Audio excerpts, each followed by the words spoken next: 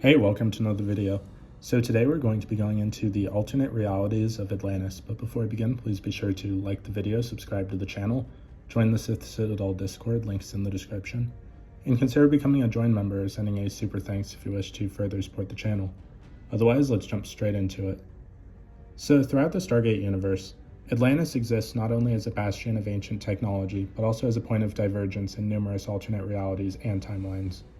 In one alternate reality explored by SG-1, using an invention created by the ancient scientist Janus, the Atlantis expedition was forced to evacuate shortly after arrival.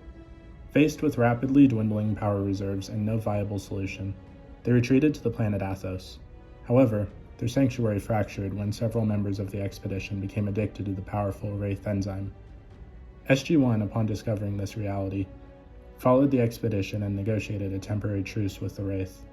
Returning to the sunken city, they successfully raised Atlantis to the surface immediately, leveraging Janus's ancient technology as a new power source. This triumphant return allowed the stranded team to reclaim the city and seek a way back to their own timeline. In another alternate dimension, Lieutenant Colonel Samantha Carter was transported to a reality where Atlantis was never found by the Earthlings. Without the discovery of the lost city, the Wraith remained in hibernation, unawakened since their last conflict with the Ancients. The absence of Earth's interference in the Pegasus galaxy altered the balance of power significantly. This is in Stargate SG-1, the Red Not Taken. In another alternate timeline presented a darker future, where Atlantis rose to the surface as its power reserves dwindled. Seizing this opportunity, the Wraith captured the city and used a worshipper with the ancient gene to pilot it.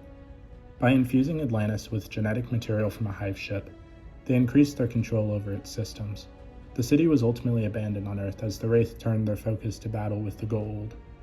In a twist of fate, SG-1, led by Colonel Jack O'Neill and allied with a Wraith Queen named Earthborn, reactivated Atlantis to destroy the Goa'uld Hekatu's forces. Following the victory, O'Neill agreed to a truce, using Atlantis to return the surviving Wraith to Pegasus.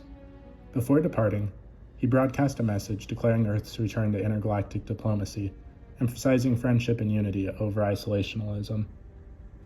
In another timeline, Atlantis lacked a failsafe mechanism to regulate its zero-point modules, leading to all three to deplete simultaneously. The city sank beneath the ocean as a result, and most of the expedition perished shortly after their arrival in Pegasus. Dr. Weir, John Shepard, and Radek Zelenka survived long enough to escape in a time-traveling puddle jumper. Stranded 10,000 years in the past, they faced a desperate battle against Wraith darts. Weir, the sole survivor, convinced Janus to design a power-saving failsafe to present Atlantis to future expeditions. Her actions safeguarded the city and ensured the survival of a different timeline. 48,000 years into the future, the planet M35117 had become a barren desert under the dying sun. Atlantis lay abandoned, and humanity had long since moved on. John Shepard, stranded in the distant future, sought a way back to his own time. Guided by a holographic Dr. Rodney McKay, Shepard discovered that waiting for a solar flare to create a temporal window would take centuries.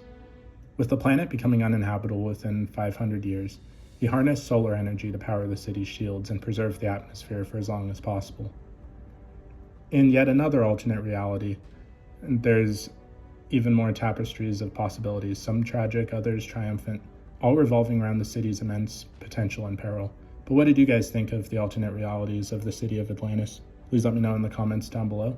If you haven't already, please be sure to like the video, subscribe to the channel, join the Sith Citadel Discord, links in the description, and consider becoming a join member or sending a super thanks if you wish to further support the channel. Otherwise, I'll see you in the next video.